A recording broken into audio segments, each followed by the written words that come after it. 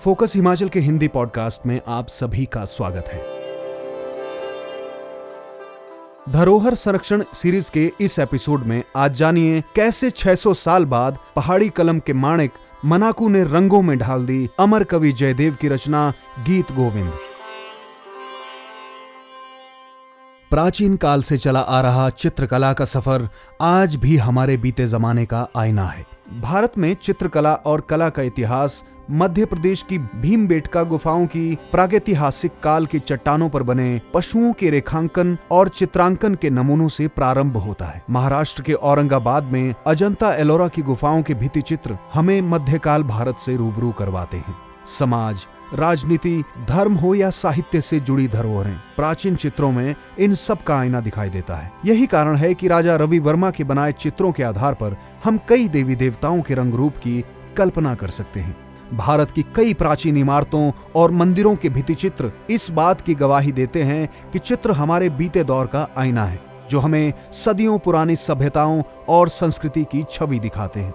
इनकी आड़ी तिरछी रेखाएं गवाही देती हैं कि हमारी सभ्यता कहां से कहां आ गई है और हमारी संस्कृति कब कैसे बदली। आज कई बातें महज कल्पनाएं लगती हैं, लेकिन कई प्राचीन चित्रों से जुड़े अवशेष इस बात की तस्दीक करते हैं कि हम क्या थे और हमारी सभ्यता क्या थी। आज हम बात करेंगे 12वीं शताब्दी के अमर कवि जयदेव की अनूठी रचना गीत गोविंद की, जिसका 600 साल बाद गुलेर रियासत के महान चित्रकार मनाकू ने किया अद्भुत चित्रानुवाद, जो चित्रकला की दुनिया में अनूठा उदाहरण है। सबसे पहले जानते हैं अमर कवि जयदेव कौन थे, जिनकी रचना गीत गोविंद का 600 साल बाद मनाकू ने चित्रानुवाद किया। गीत गोविंद 12 अध्यायों वाला एक गीत काव्य है, जिसे 24 भागों में विभाजित किया गया है। इसके रचयिता 12वीं शताब्दी के अमर कवि जयदेव हैं। इस कृति में रचयिता ने धार्मिक उत्साह के साथ श्रृंगारिकता का सुंदर संयोजन किया है। इसमें राधा और कृष्ण की प्रेम लीला और उनके अलगाव की विरह वेदना का वर्णन किया गया है। कवि ने संगीत और नृत्य की अपनी प्रवीणता, भगवान विष्णु के प्रति अपनी भक्ति, ज्ञान और श्रृंगार के प्रति अपनी समझ का चित्रण किया है। क्षेत्रीय संस्करणों एवं अनुकृतियों के अलावा इस कृति पर 40 से भी अधिक टीकाएं उपलब्ध हैं। इसका भारत की सभी भाषाओं में अनुवाद होने के साथ ही कई यूरोपीय भाषाओं में भी अनुवाद किया गया है। 12वीं सदी में संस्कृत में रची गई इस अमर कृति को 600 साल बाद 18वीं सदी में गुलेर रियासत के महान चित्रकार मनाकू ने रंगों में ढालने का अद्भुत काम कर दिखाया था।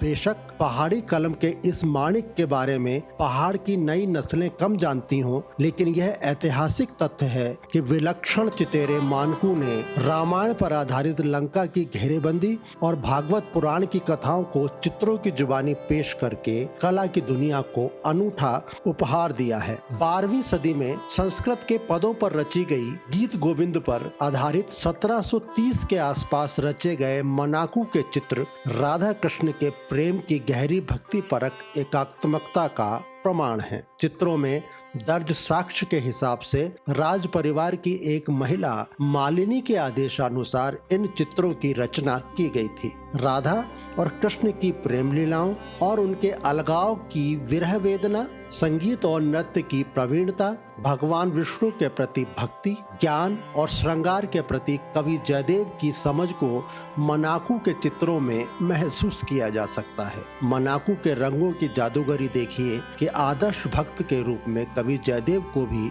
अपने चित्रों में उतार लाए। अब गौर करते हैं मुगल काल के दौरान दिल्ली से गुलेर आने वाले पंडित स्यू पर, जिनके 2 बेटों ने चित्रकला में अनूठा कारनामा किया। 18वीं सदी में मुगल साम्राज्य बिखराव की ओर था और बाहरी हमले बढ़ने लगे थे।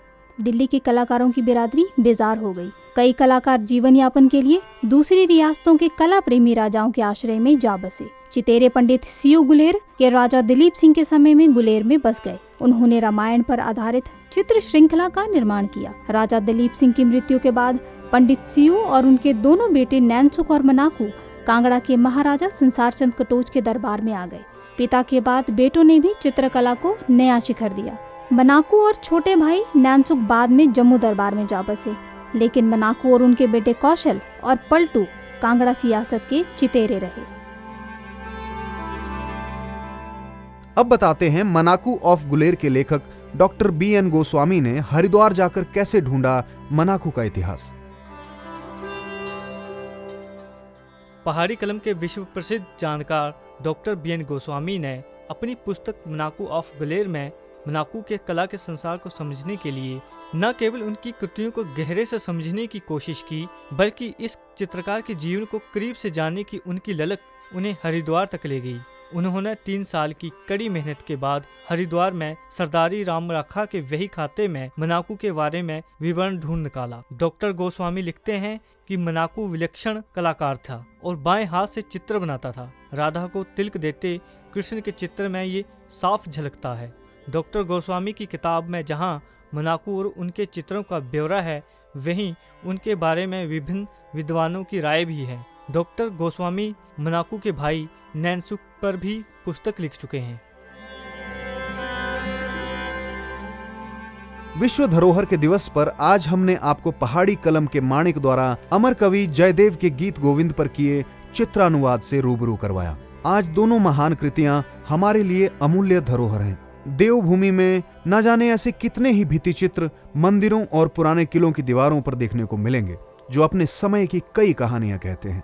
हमारे आसपास ही कई ऐसी हेरिटेज इमारतें होंगी जिन पर उकेरे गए चित्र हमारी प्राचीन सभ्यता और संस्कृति के गवाह हैं, लेकिन हमारी अनदेखी के कारण न जाने कितने ही ऐसे अमूल्य कला के नमूने आज अपना वजूद खो रहे हैं। महान कलाकृतियों में हमारे कल का आईना है, लेकिन इस आईने में बीते जमानों का जो अक्स धुंधला पड़ता जा रहा है, उसमें संभवतः हम कई अमूल्य चीजें खो रहे हैं। ऐसा संभव है और विज्ञान भी कई बार साबित कर चुका है कि प्राचीन अवशेषों में अबूझ विज्ञान के कई रोचक और तथ्यपरक रहस्य हैं जिनसे आज की पीढ़ी अनभिज्ञ है। ऐसी धरोहरों का समय समय पर संरक्षण किया जाए और उनका महत्व समझा जाए तो हो सकता है कि नया विज्ञान हमारे सामने आए जो मानव समाज के लिए अमूल्य हो। ये तभी संभव होगा जब हम अपनी धरोहरों का महत्व समझेंगे, जब हम अमर कवि जयदेव की रचना गीत गोविंद का अर्थ समझेंगे, तभी मनाकू के रंगों में ढली महान कृति के महत्व को समझ पाएंगे और तभी अपनी प्राचीन सभ्यता के तहखाने में छिपे किसी अबूझ ज्ञान विज्ञान तक पहुंच पाएंगे। इसके लिए जरूरी है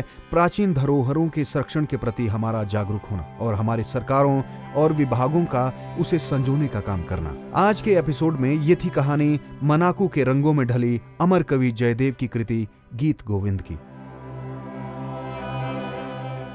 आपको ये एपिसोड कैसा लगा हमें कमेंट करके बताएं, लाइक व शेयर करें और चैनल को सब्सक्राइब जरूर करें। जय हिंद, जय हिमाचल।